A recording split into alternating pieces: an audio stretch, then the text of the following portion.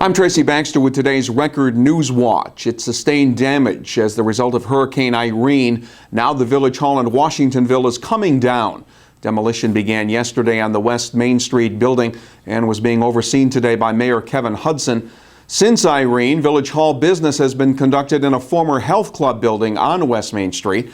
It's a building that the mayor would like the village to purchase and renovate for $1.5 million. Reporter John Sullivan will have more on what led up to the demolition, the financial implications, and reaction here at Record Online and in tomorrow's Times-Herald Record. In Sullivan County, emergency responders took part in a different kind of wilderness rescue late this morning. 2 hunters had gotten stuck in a swampy area and needed to be extricated. They ran into trouble while walking through a channel between Lake Superior and Chestnut Ridge Pond off Puckey Huddle Road in the town of Bethel. 50-year-old Jeff Ports of Roscoe and 29-year-old Stephen Milasakis of Woodburn had gotten stuck up to their chests in the swamp. Help arrived after one of them called 911 on a cell phone. Took rescuers about an hour and a half to reach them and get them out. The hunters could have been in a lot more trouble had the town not erected a cell tower last year. There were no undecideds in this crowd.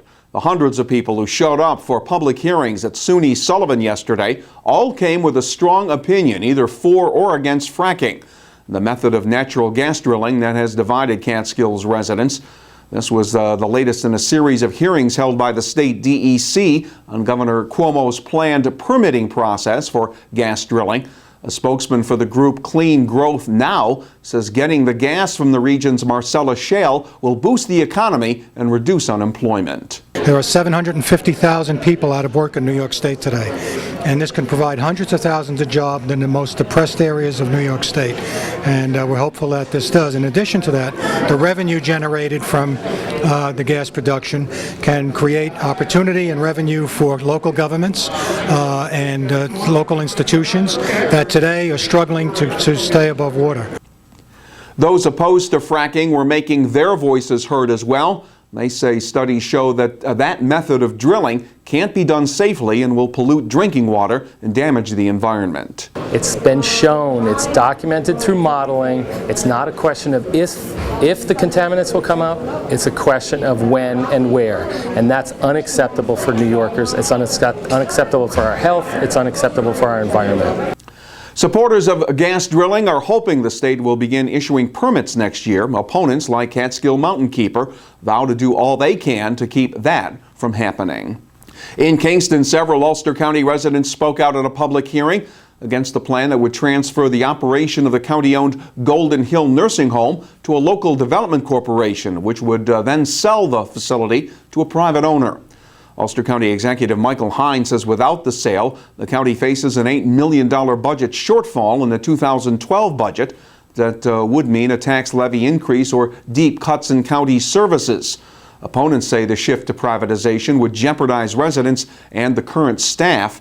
Indications are there are enough votes in the legislature to approve the plan. The budget vote comes next Monday. And a former City of Newburgh police officer faces up to 7 years in prison for submitting bogus evidence following a hit-and-run accident in the town of Marlborough back in 2009. 35-year-old Thomas Douglas of Milton will be sentenced January 18th. Following an 8-day trial, an Ulster County court jury convicted him of insurance fraud and falsifying business records. Douglas had claimed he'd hit a deer after he left the scene of a crash that injured 4 people. Our milder November weather is coming to an end, but the forecast is still a good one. Tomorrow will be sunny with temperatures topping out in the mid-50s. Friday will be mostly sunny with the highs again around 55 degrees. Keep clicking back here at Record Online to stay on top of breaking news wherever it happens, and start your day tomorrow with a copy of the Times-Herald Record.